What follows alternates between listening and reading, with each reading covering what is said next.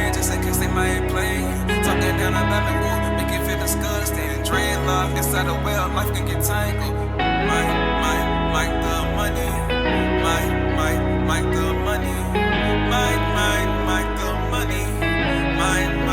I'm making money, Mike the. You're now tuned in to the Mic'd Up Money Radio Show, where faith meets finance and real talk fuels your comeback.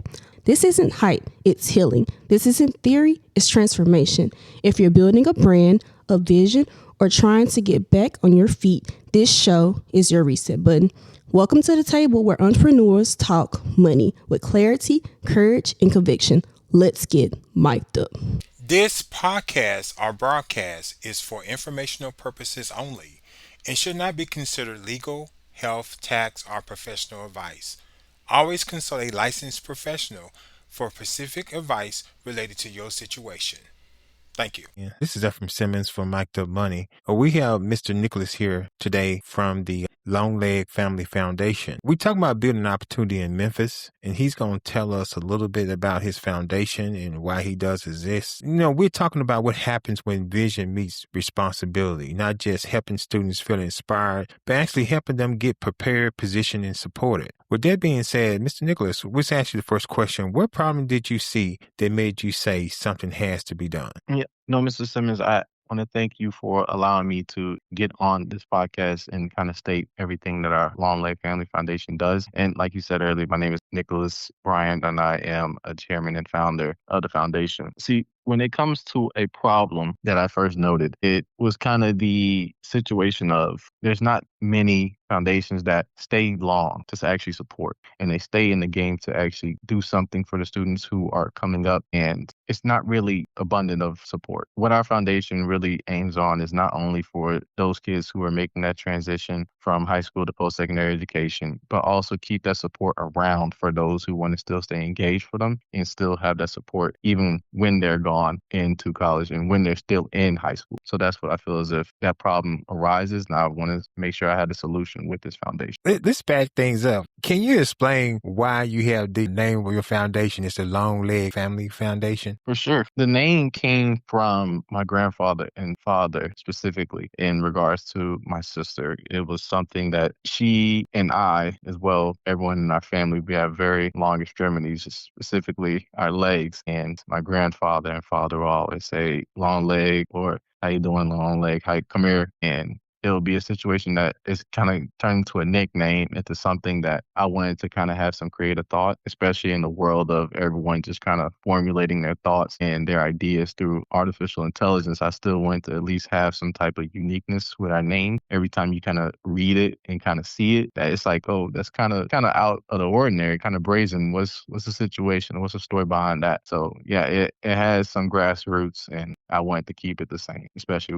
what our foundation stands for. Okay. So why did you feel called to start this foundation instead of just talking about the issue? You know, in discussions of the issue and actually starting something, in regards to just discussion, I love talk. I love having interpersonal relationships with people about certain issues, and we discuss back and forth of what can be done. But I feel as if talk is just talk. And I feel as if we really don't start anything and really put guidance and need that counsel really what's next for me, even if I don't know it myself. Okay. So that being said, what are too many people missing about what first generation and underserved people are really facing? So what's missing in regards to those who are undeserved and those who are first generation students is a situation where they're missing that guidance, that support, and having someone as a backbone when everything falls and is not really looking steady and firm for where's next for me, or if I can still keep going. I want our foundation to be, I wouldn't say a call center of sorts. I want it to be somewhere you can rely on to say, you know, Nick or someone of our other colleagues within our foundation to be like, hey, you went through this situation and I know you will have some similar stances on it. What do you think will be the best avenue, or what can I do to kind of garner some more guidance for this? And then I just want our foundation to rely on that. We want to stay firm on that. And that is a one position that I'll always stay true to is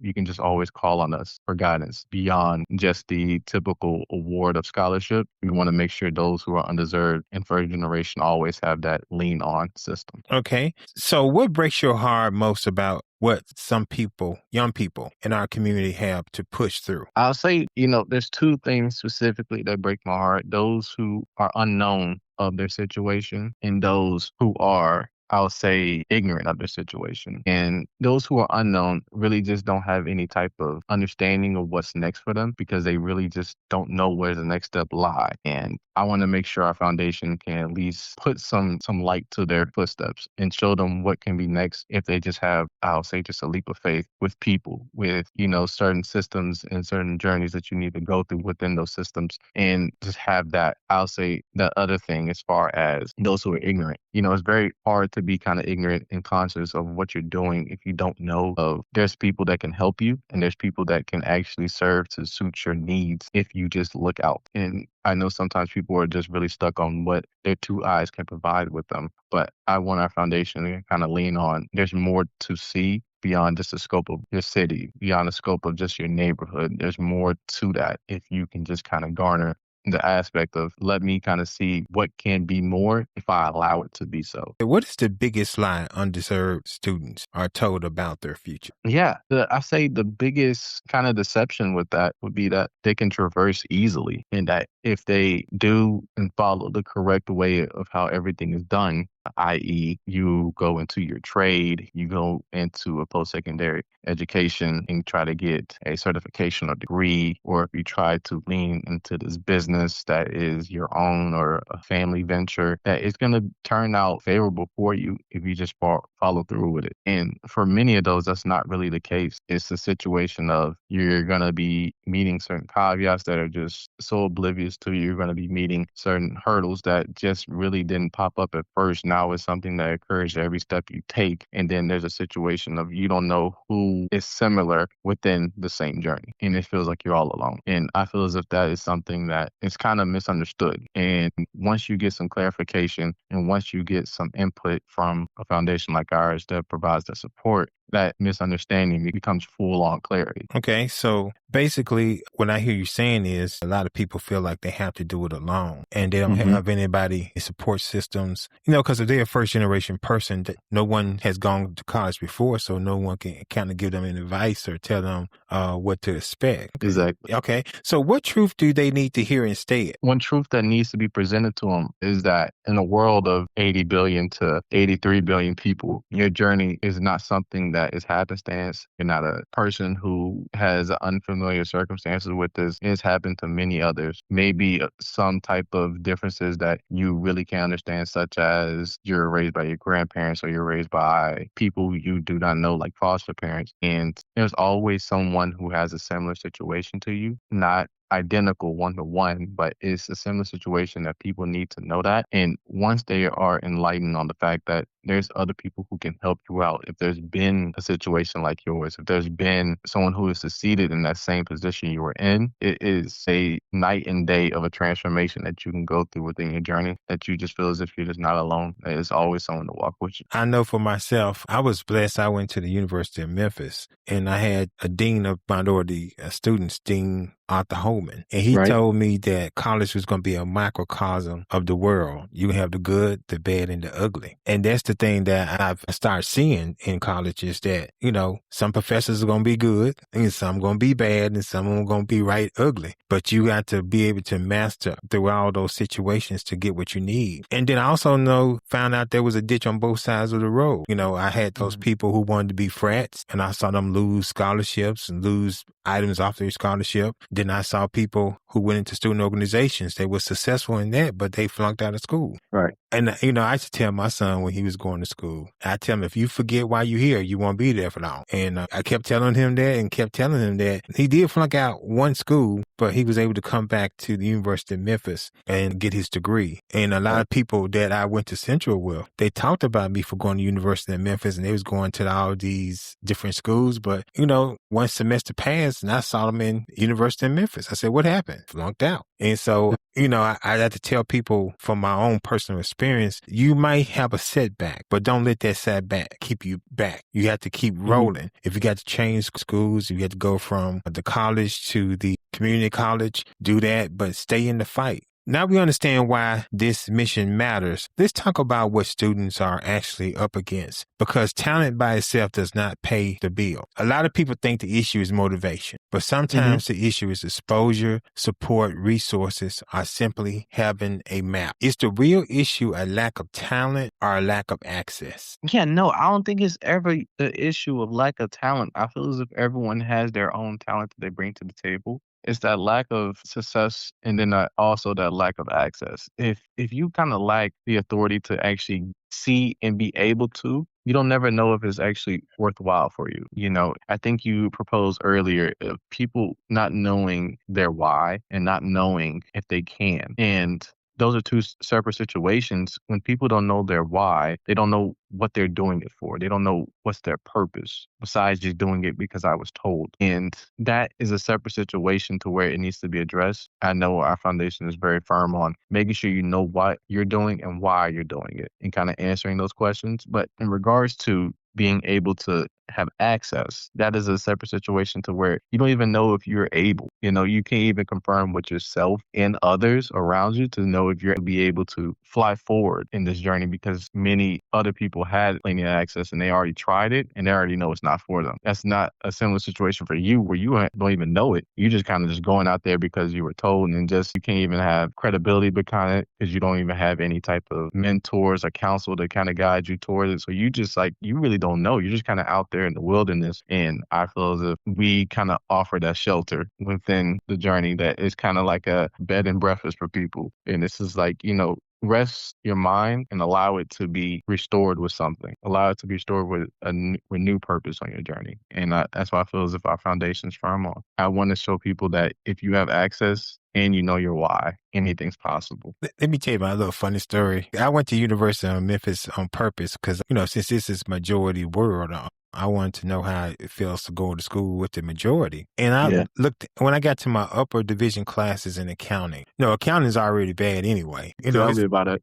I can count the number of black students and minority students on one hand. And I looked at them and they look like I look, like I need some help. But then I noticed that before class, there used to be these huddle of everybody in the majority, and they seemed to be getting answers and stuff. So I looked at them for a while, and so I put my khaki pants and blue shirt on, and I got in the huddle, and I found out them jokers were getting answers to tests and quizzes and everything, homework, because somebody was a scholarship worker and somebody was letting that information out.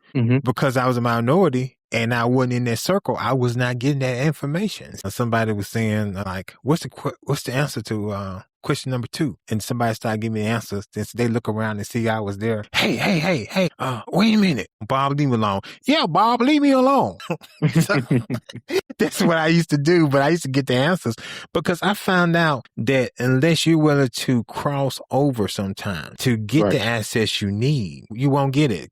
And I went into student organizations, and people would call me Uncle Tom, and they was calling me sold out, handkerchief wearing person. But I said, you have to be in position to be at the table, because it's one thing to complain that you're not at the table, but it's also hard to be at the table because people don't understand why you're at the table. Because I told them, I said, I can make decisions and I can do things that you want to get done. I said, I just need you to come and ask me. I asked the committee, but they just sit there and talked about me. But I think access has a lot to do with student success. But what does it do to a student when they are smart enough to win, but unsupported enough to compete well? Just so we don't move too fast, since I apologize that you had to go through that, especially with the fact that you had to be ridiculed and called names simply because you're a part of a body of organization that, doesn't have a lot of representation of African Americans. I wouldn't say their comments comes from a place of good faith. I think it just comes from a place of ignorance. And, that's the best thing that they can come up with is just ridicules and name calling. And I'm sorry you have to go through that. When it comes to being smart enough to win, though, in regards to that, you I had the ability to get in part of an organization and win on helping people and leveraging certain access to others. Those who are smart enough and educated enough, they are very much unsupported. They fall into the cracks of being unknown, and we never want to allow that, especially if that talent and the ability is there. We don't ever want that to fall into the cracks. And I hate those, and I've seen those who have fell into the cracks. And I always wanted to make sure they have the utmost support so that doesn't happen again of what I've seen. And when I was younger and I saw it, I really didn't have the much resources to support it to make sure that didn't happen. But now that changed. I have a foundation. I have colleagues that support the mission and the cause, and we'll make sure that never happens again to those who have the educated, that have the ability and have the talent to win, and they'll never have a situation where they're unsupported. Well, it goes back to what you said before. You have to understand why you're there. To get my accounting degree, I had to overcome a deficiency I had in math. And so I had to take college algebra and college calculus. And, I stopped at honors algebra 2 in high school because I had a bad foundation when I went to Fraser and got taught algebra 1. But I went to the learning lab. Most people don't do that. I went to the office hours. A lot of people don't do that. I went to study groups. A lot of people don't do that. I got me a private tutor. A lot of people don't do that because I realized that this was my opportunity to make an opportunity for myself. And I had to avail myself every chance or every avenue they gave me for success. No, in high school, it started there. I went to Central High School. The guidance counselor and told all of us, it's so many of y'all and just so few of us. If you don't come to the office, we're not going to help you. Exactly. I'm like, so I stayed in the guidance office trying to find out the scholarships and try to find out what was available to me. And I think a lot of times people, they don't understand that opportunity is an open door. And sometimes you have to knock at that door to get somebody to open it for you. Sometimes you need to kick in the door to get through the door. Sometimes you have to go above the door. Sometimes you have to go under the door. But you got to get through that door of opportunity. And a lot of people just don't understand. 100%. 100%. It's not about, finding a way. It's about drilling your way and doing your due diligence for it. But if it's something that you want and you'll get it, no matter stakes, the cost, and the risk that it takes upon you, then you'll see it. And that's why I feel as if I wouldn't say it would be the American dream. It's the situation of taking those risks, everyday risk of making yourself uncomfortable to achieve something that you didn't even know was possible. All right, this is a good question right here. So what is harder to overcome? Lack of money, lack of mentorship, or lack of belief? So belief, money, and mentorship. I'll say for me, let's think bigger than just me. I'll say for everyone, lack of resources. I wouldn't say money is just particularly just money. It's just the lack of resources that people have does play a detriment role. But there's always avenues. There's always been things that people have as far as you can take this avenue because you are a first generation underfunded person. Take this avenue and we can help. And like you said earlier, if you really want to find a way, you'll find a way. And if you really want it, you'll go drill a way. And for those people who have the lack of resources for money and mentorship, it definitely plays a role. But for me, I'll definitely lean on the fact it's the lack of belief. If you don't believe that anything's possible beyond your two eyes and your senses, then you will never be able to achieve what can be achieved. It's all just kind of just a fairy tale for you. And if you stay true to it, it's just a fairy tale and not really something that can be attained, that's the saddest part. And you stop before you even started, and I'll say that because if you just stop believing, then what do you stand for? And that I think is something that I always pride myself on, is having some type of belief within the journey, because you can always have resources or water within that journey. But if you believe that I can't keep going and I need to stop, then how would you know what you can attain more than that? So yeah, for me, it'll definitely be belief. By doing my research, looking at the Long Leg Family Foundation, I understand that your organization is a solution to all three of those problems: lack of money, lack of mentorship, and the lack of belief. Because what you tend to do is, you have scholarship, you give mentorships, and you provide them with support so they can understand that they're not in it by themselves. And Correct. So that's what I understand that your organization does. And so it answers the questions: are the students failing, or are we failing them first? Because I know that those who have been able to be blessed to go to college, once you get through with your struggle, I know sometimes it's easier to forget everything that you had to do. Because I had bean, cornbreads, and broccoli day, and we had banana pudding sometimes as our dessert. But it was a lot of beans, bread, cornbread, and broccoli day. And I think some people, when they went to college, they tried to forget all of those bad days. But you had to stretch a dollar. I had to work at McDonald's on the weekends just to make that $200 something that I needed to support myself beyond my scholarship money. And, you know, I think a lot of us forgot to struggle. And because we have gotten to struggle, it's easy for us to just let people do their own struggling and not help other people when we know they need help because we were there. No, $10 more or $20 more would have made your day when you was eating. Because sometimes it was tough to get that beans, broccoli, and cornbread and banana pudding.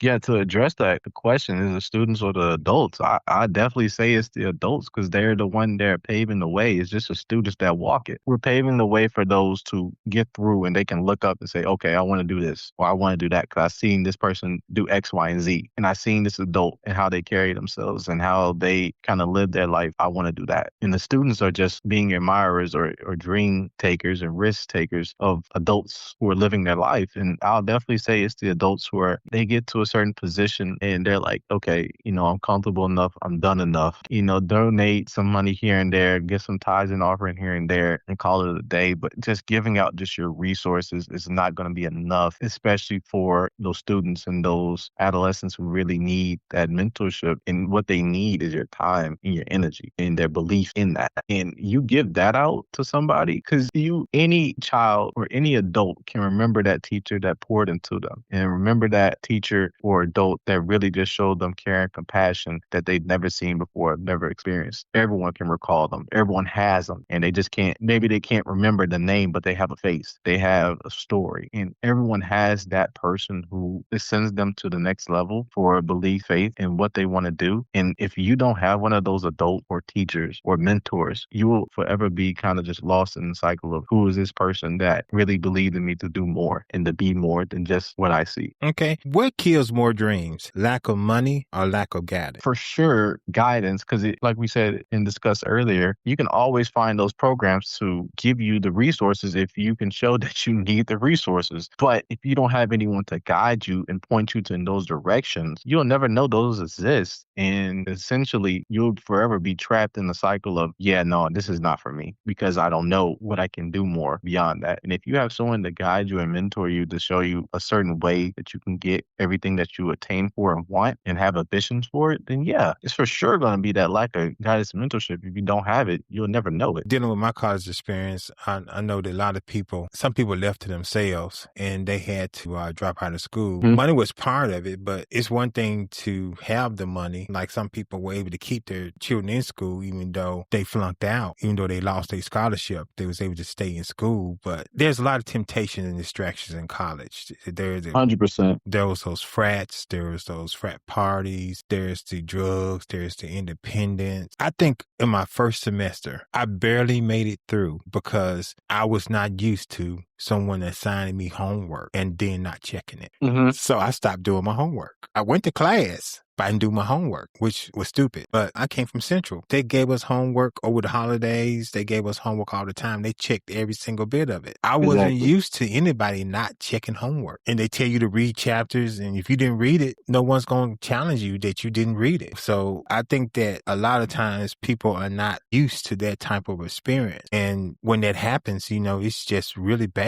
because if you have no guidance to keep you focused, you have no guidance to keep you on track, it's easy to get off track. And next thing you know, you're doing something else. You know, then the other thing I found out that people were able to work and then they start working at FedEx. And then next thing you know, they had car notes and rent payments and all this other stuff. So they dropped school because they had to pay bills, have something to keep you focused. Exactly. And so it's so much stuff that you got to someone to tell you, hey, you need to stop doing what you're doing. You forgot why you're here. You know, you can settle for, like when I worked at McDonald's, they would come up to me and said, you know what, you're a good worker. I have a piece of a car. I have an apartment. I get some type of vacation. I think you should quit school and just be an assistant manager here at McDonald's. And I looked at what they had and I said, you know what, I stay in school. But yeah, you got to stay focused because a lot of times people, because sometimes it's not a lack of money because some people are making money because they're working these side jobs or these internships. It's just like you said, why are you there? What is your why? And you got to stay in tune with your why while you're going to school at all times, or you just won't make it. Exactly. Why is it important for this foundation to be more than just a scholarship fund? I want to emphasize on the fact that resources and money is fantastic. It's always something to have. It's a great tool and avenue to expand your ambitions, your dreams, and everything that you want to accomplish within this one life that you have. To say all those things, I want this foundation to be beyond that.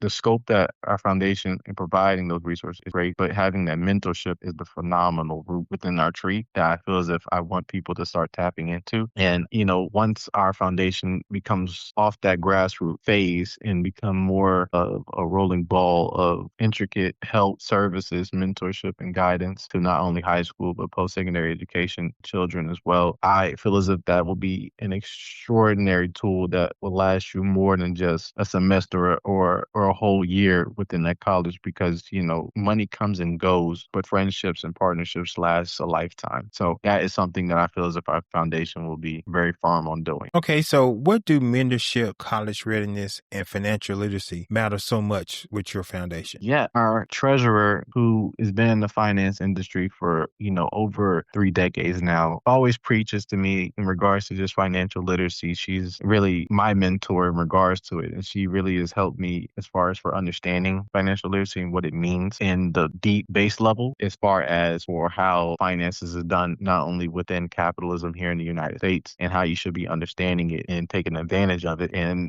people kind of I always believed that debt was a very bad thing to have, it is true, but it's also a tool that can be used positively to grow as well. And how you can leverage those things and use them accordingly and use them responsibly to not only grow what you want, but actually grow tools that can benefit you in the future. And she's helped me understand that and grow that with financial literacy. And, our scholarships is always going to be fantastic. I think that's kind of the main hit. But as far as, like I said, the mentorship, that is a belief system that we want to start, growing and start incurring upon our high school students, and also those who go into post-grad, that we're always just wanting to lean on with a mentorship with them. Okay, so what makes your scholarship process different from just handing out money? Yeah, I wanted to be sure that everyone on our board was aware that we have very much caveats to everything within our application process. It is a kind of essay into why you're special and why does your story matter,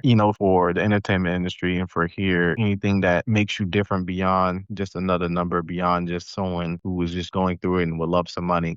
What makes your story to stand out and what makes you stick out. And with that essay, and then also some community work that they do, and then also as well, just kind of giving a brief summary of just your GPA efforts within the last 4 years of your high school. And we kind of take that all into account, see what works best and who really shines the most within the application process. Then we pick from there. Okay, we'll ask you this question. Can one scholarship change a student's life, or can it change the whole family line? I'll say it changes the whole family dynamic, because it provides more than just that money opportunity. It provides that mentorship opportunity for those who want to say, how do I grow this beyond just my, my own personal circumstance? It provides a relief for not only the family, but also provides some of the mentorship of how to guide their family dynamic with going into post-secondary education. So it's very much a mix of the family dynamic for sure. Okay, so people love the mission, but passion without structure burns out fast. So let's talk about how you build something that can last. When someone donates, what are they really investing in besides a feel-good moment? Yeah,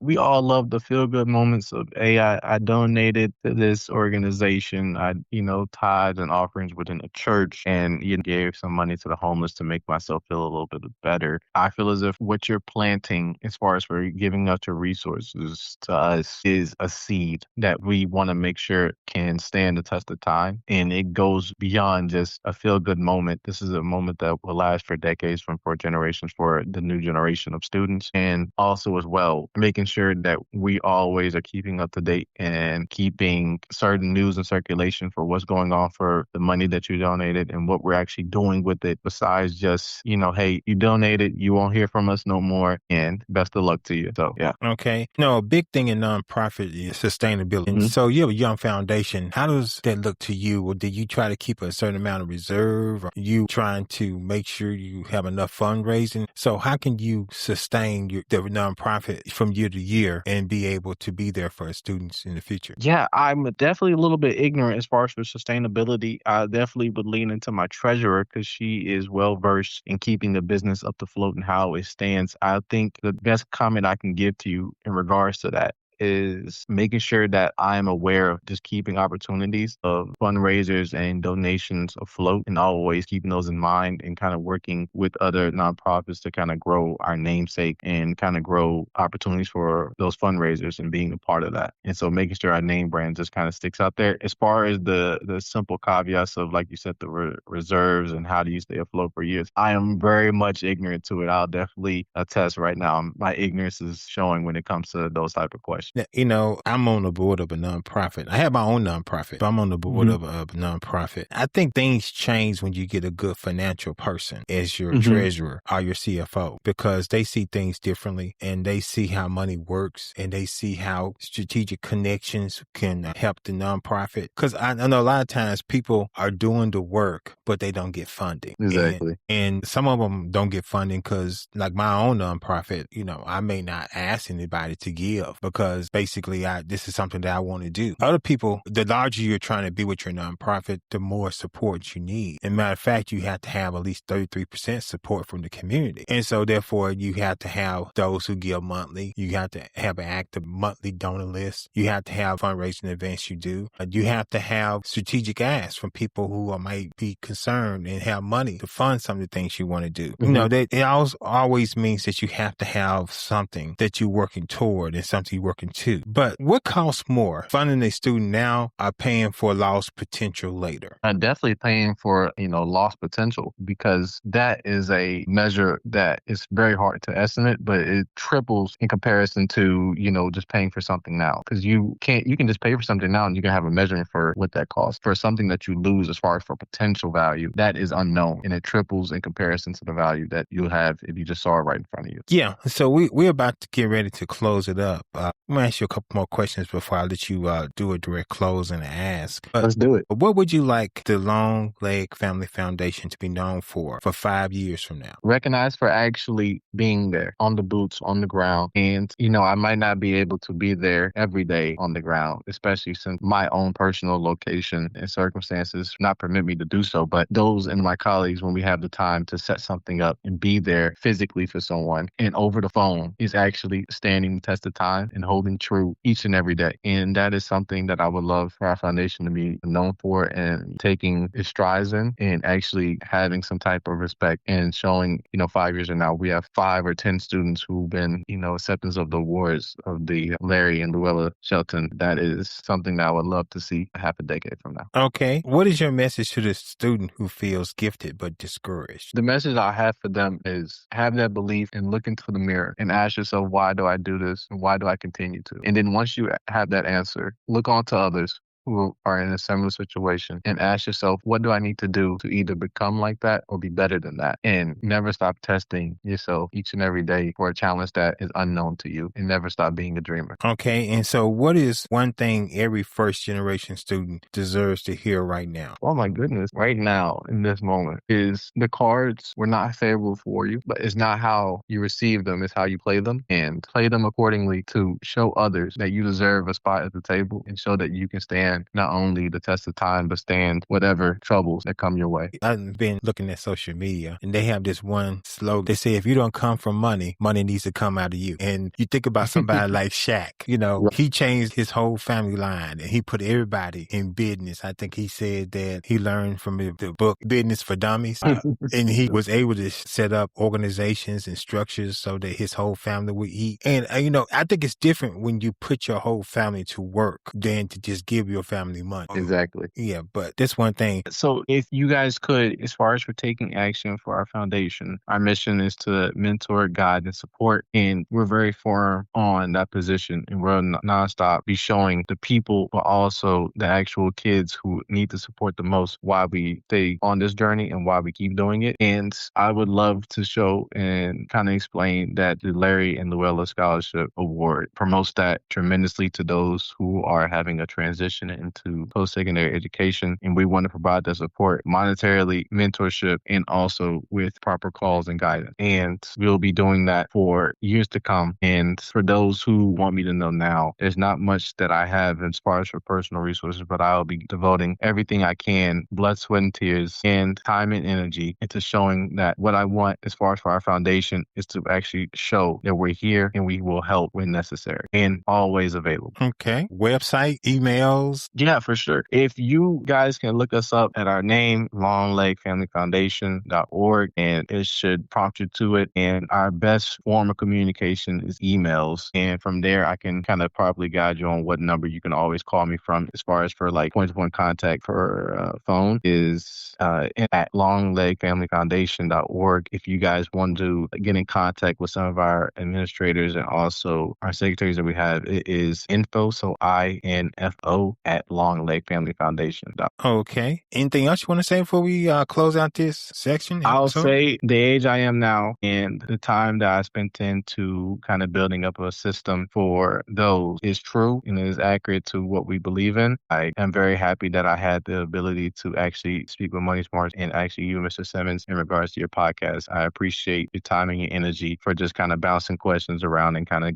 picking my brain apart on what we really strive in and what we hold true. Yeah. One of the things we're going to ask from the community is from those who hear this podcast and look at the YouTube is to give this organization at least $100 donation. We want to give them $25 just for the budget, the operating budget, $50 for this, and then another $25 for the mentorship program. A lot of people don't know that you need operating funds to keep your website up. You need operating funds to meet your monthly obligations because, nothing's free. Though you're a nonprofit, they give you some free stuff. Some stuff is just not free. We want to make sure that we fully fund the scholarship fund. Wherever you're going to give, that is the amount of scholarship that's going to be pretty much out there for students. Again, when you in your bean cornbread days, your $50, an extra $100, or whatever someone else can give you will make a difference. And then we want to do the mentorship program, administrative support. Some things you can do internally, some things you have to contract, but you got to keep up with the people. You have to make sure they're in databases. You have to make sure that when donors ask, what happened to Sally Sue? What happened to Leroy? You can tell them what happened to them. So that takes money too. So we ask that you do at least $100 give to this organization because, they deserve it. And we're not investing in ourselves. We're investing in our future. We're investing in someone else's dream. So that being said, we want to close out this program and we thank you for listening, and all the pertinent information will be in our description. Thank you. Thank you, Mr. Nicholas. Thank the Long Leg Family Foundation. Bye-bye. Of course, I appreciate you being on. All right. Thank you. Bye-bye. That's a wrap for this week on Mic'd Up Money. Don't forget to grab your free tools at micdupmoney.com. Follow us at Mic'd Up Money on all social platforms and keep taking your next right money move. Until next time, stay reset, stay ready, and stay mic'd up.